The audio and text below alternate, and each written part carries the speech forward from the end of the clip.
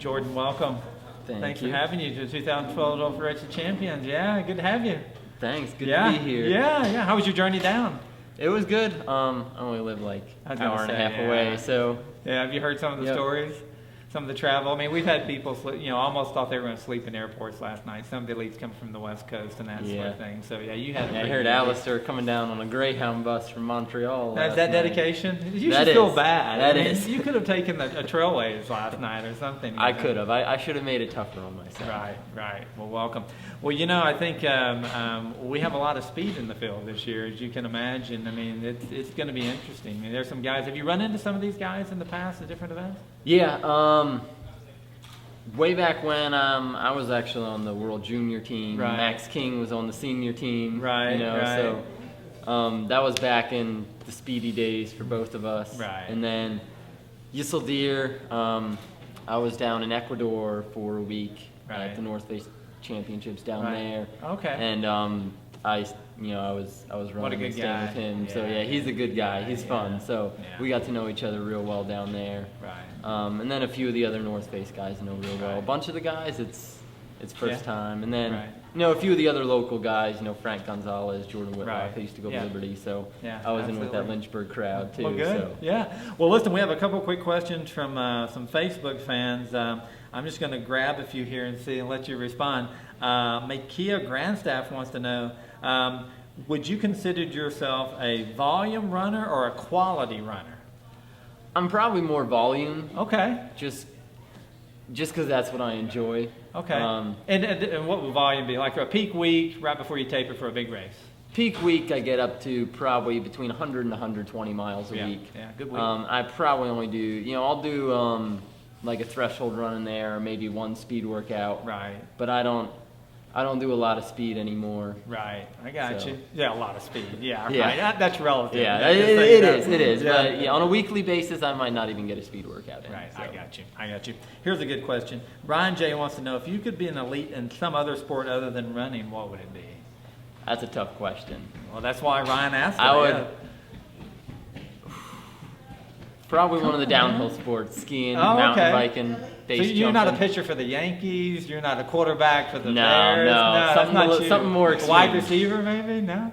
That would be cool, but I've always been more of the extreme sports. Right, I got you. Right. Yep. So you'd be maybe an X Games guy. I would be, definitely. I would be an X Games guy. It would be tough to choose the sport, but I would be the X Games. Well, we hope tomorrow's not two X Games, very much like you. Good luck tomorrow. Thank you. Thank you. Yeah, thank you. Thank you. Alistair, welcome, those Federation Champions. Good to have you. Thank you very much. Yeah, thank you. So I think of all of the stories I've heard so far as travels to this event, you may have one of the best ones. So tell us how you got here.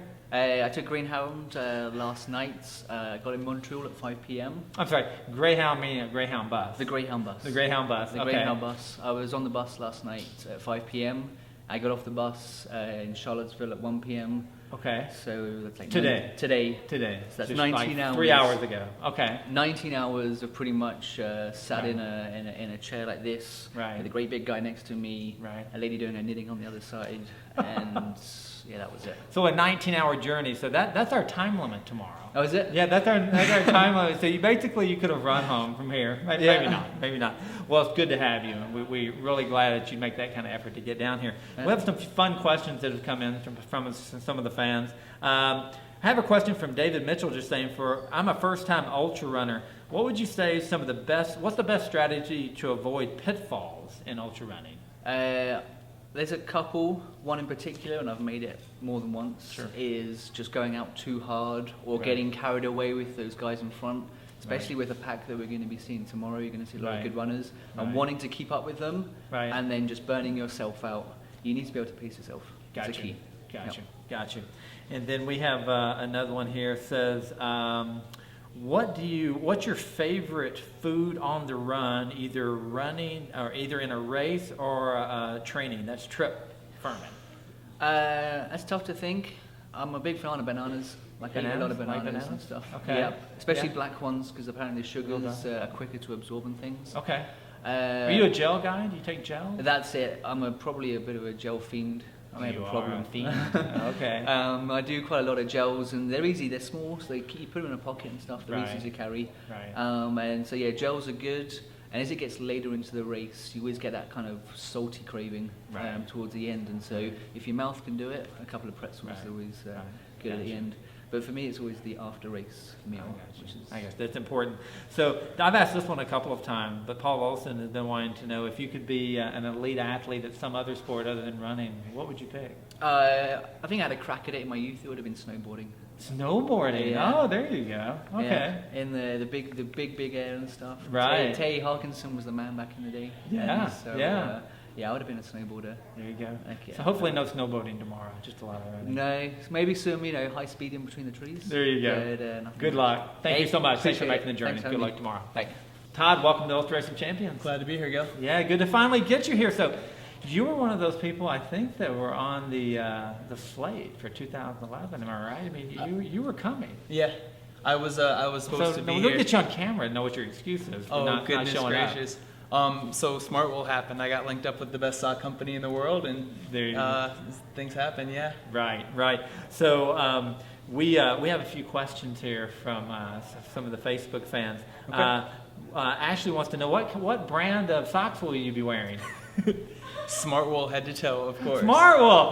No, that's actually that's my question. Just so everybody knows, you actually happen to have a relationship with that company. There you go. Nice socks. So how long have you been with Smart Wool? A little bit over a year. Yeah, just a couple weeks before UROC last year. So loving it. Absolutely. That. Great.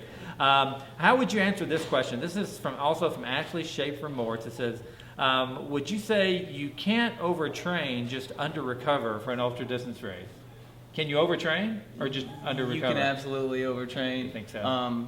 Yeah, and I'm a big work hard, take it easy kind of guy. Right. I spent some time in Kenya, and those guys were on their butt off, and then they just chill.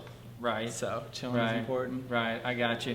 Yeah. I mean, there's I've seen several times, met some of those guys, and one of the things they always say is that American runners' easy days are too hard, and their hard days are too easy. So that's probably something we can learn from that. Well said. What would you say? And this is from Tom. Don't know where Tom is from. What would you say is the greatest sacrifice an elite runner, including yourself, has ever made for the sport of ultra running?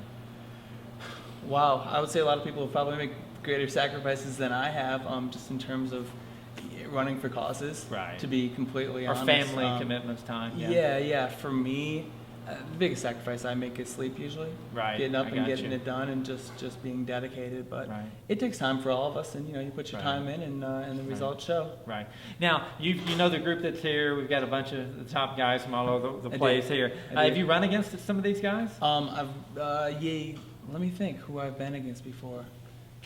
I know there's a whole list we're looking at over on the table. Yeah. You know what? I don't think I have. So this could be your first time against people if you run against Dave Mackey, Max King, Nick Clark, that's one of those guys. Nope. Patrick McGlade and I have done some training runs before. Right. No, this will be the first time. So how's it going to play out tomorrow? I mean, before you take the lead, what do you think will happen right before then? Well, Francesca told me that the first 16 are tough, so to hold back. They are tough. And my plan is to do the exact opposite. There you go. Just go out and get after it. Just go after it. Gap those guys by a mile or two, there and see what happens. You heard it here first. This is going to be our leader at mile 16. Thank you. Watch out. Thanks, Gil.